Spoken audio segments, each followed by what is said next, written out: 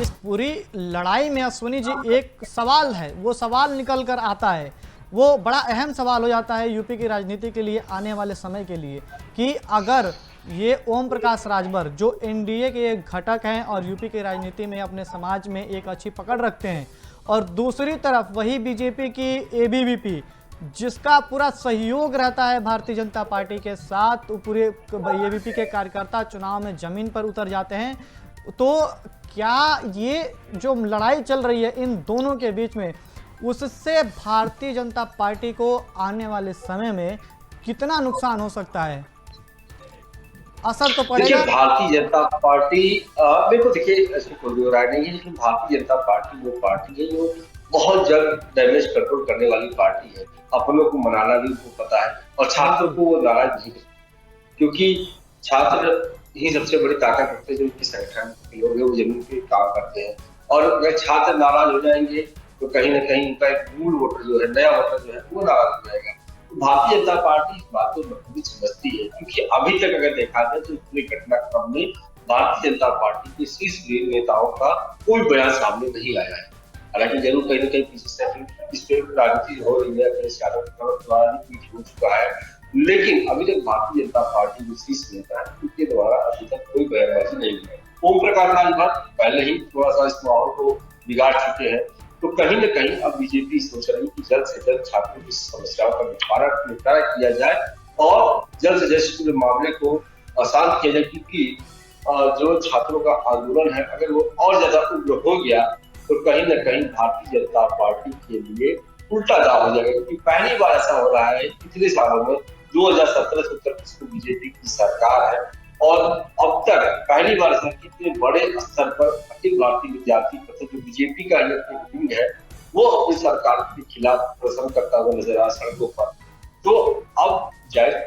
यही समझदारी है कि जल्द से जल्द इस पूरे मामले का निपटारा किया जाए और जो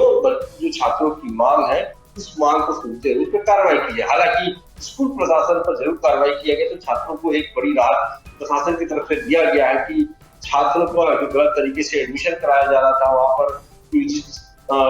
लॉ फैकल्टी का जो मान्यता समाप्त होने के बावजूद उनको एडमिशन देने का काम स्कूल प्रशासन कर रहे थे, या फिर फीस वृद्धि को लेकर जो मामले थे, इस मामलों को सरकार द्वारा प्रशासन द्वारा निपटा दिया गया है। लेकिन जो कार्रवाई हुई है, लाठीचार्ज छात्रों पर जो लगभग 2 दर्जन से ज्यादा छात्र गंभीर रूप से घायल है, उनकी मांग है कि जो ऊपर लाठीचार्ज करने का जो आदेश दिया था या जिससे लाठीचार्ज कराया था उस पर कार्रवाई कब होगी। तो जाहिर सी बात है कि छात्रों की इस आंदोलन को और ज्यादा उग्र न करते हुए जल्द से जल्द उनकी मांगों को सुना जाए, ताकि इससे आगामी चुनाव में, और चाहे वो पंचायती चुनाव हो चाहे वो आगामी विधानसभा का चुनाव हो, उस पर विचार करना पड़े, क्योंकि अगर ऐसा होगा तो बीजेपी के लिए बड़ी मुश्किल सामने हो जाएगी। जी बिल्कुल। अब लड़ाई यूपी में भारतीय जनता पार्टी के दो घटकों के बीच है,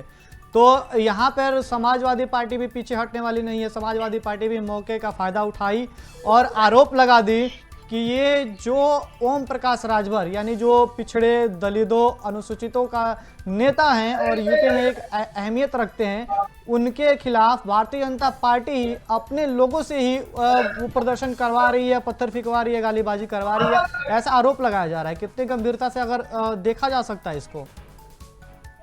बिल्कुल, निश्चित तौर पर देखिए, मैंने पहले कहा ना कि इस पूरे मामले में विपक्ष को भी मुद्दा मिल चुका है। अखिलेश यादव ने पहले ही ट्वीट कर दिया है कि छात्रों को पहले सड़कों पर आगे किया जा रहा है, उनको लाठी से खिंचवाया जाएगा और उसके बाद के जो नेता है वो बीच बचाव में सामने आएंगे। तो इस पूरे मामले को लेकर सरकार को, मुख्यमंत्री योगी आदित्यनाथ और डिप्टी सीएम सभी को अखिलेश यादव ने अपने ट्वीट के माध्यम से घेरने का काम किया है। उन्हें साफ तौर पर जब रामपुर विद्यालय में पहले दिन ये छात्रों को आंदोलन के दौरान लाठीचार्ज हुआ, उसी के बाद सुबह ही अखिलेश यादव ने उसकी पहली प्रतिक्रिया दे दी थी। लेकिन क्योंकि बीजेपी के लिए थोड़ी सी मुश्किल इसलिए बढ़ गई है क्योंकि एक उनके सहयोगी दल के नेता द्वारा जो बयान दिया गया है, तो प्रकाश राजभर द्वारा जो बयान दिया गया है, इस बयान से कहीं न कहीं मामला और ज्यादा तूल पकड़ चुका है। तो कोशिश ये कि जल्द से जल्द इसको डैमेज कंट्रोल किया जाए, क्योंकि लगातार इस पर राजनीति शुरू की है। विपक्ष के नेता भी अब जो है छात्रों के साथ जो है राजनीति इस मुद्दे को गिराने की कोशिश कर रहे हैं, क्योंकि अखिल भारतीय विद्यार्थी परिषद जो बीजेपी का ही विंग है वो इस वक्त आंदोलन कर रहा है और सरकार तो अब तक उनकी मांगों को पूरा नहीं कर पाई है, तो कहीं न कहीं इस पूरे मामले में विपक्ष को भी बैठे बैठाए मुद्दा मिल चुका है और विपक्ष इस पूरे मुद्दे को गिराने में पूरी लगी हुई नजर आ रही है। बिल्कुल, विपक्ष तो मौका भुनाने का कोई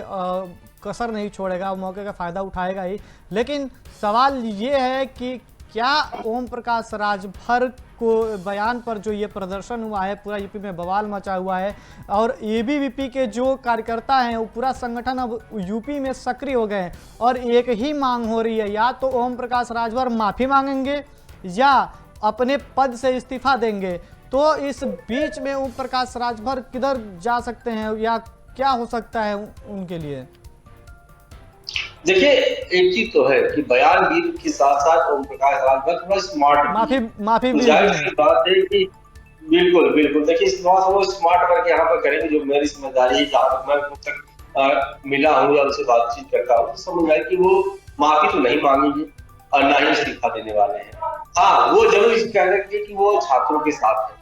जो सब हम सब बयान में कहते हैं कि वो गाँव गरीब मजदूरों के साथ वो कंधे से कंधा मिला के वाले नेता है। तो कहीं ना कहीं यहाँ पे वो छात्रों को भी अपने साथ जोड़ रहे हैं कि छात्रों की मांग को अपने जोड़ रहे हैं कि छात्रों के साथ वो है, छात्रों के आंदोलन में वो साथ में शामिल होते हैं। क्योंकि इससे पहले भी जो अगर बात करें 69,000 शिक्षकों का जो मामला था उसको भी अपने से जोड़ लिया था, उनके साथ वो कह के हम उनके साथ है। तो कहीं ना कहीं वो प्रकाश राजभर इस मामले में जो छात्रों की मांग है वो जरूर इसमें अपने आप को शामिल कर सकते हैं और बच्चों की जो छात्रों की नाराजगी है उस नाराजगी को दूर करने के लिए कहीं ना कहीं कुछ ऐसा पहल करेंगे जिससे कहावत है कि सांप भी मजा और लाठी न टूटे, तो कुछ उसी तरीके का काम जो है वो ओम प्रकाश राजभर कर सकते हैं। फिलहाल अभी उनकी तरफ से भी यही कोशिश है कि प्रशासन जल्द से जल्द छात्रों की मांग को पूरी करे ताकि उनकी भी जो मुसीबत है थोड़ा सा कम हो और छात्रों की जो नाराजगी है वो थोड़ी कम हो। हमसे जुड़े रहने के लिए हमारे YouTube चैनल को सब्सक्राइब करें और नई वीडियो की नोटिफिकेशन के लिए बेल आइकॉन को दबाएं। अगर आप ये वीडियो Facebook पर देख रहे हैं तो लाइक जरूर करें और ज्यादा से ज्यादा शेयर करें। धन्यवाद।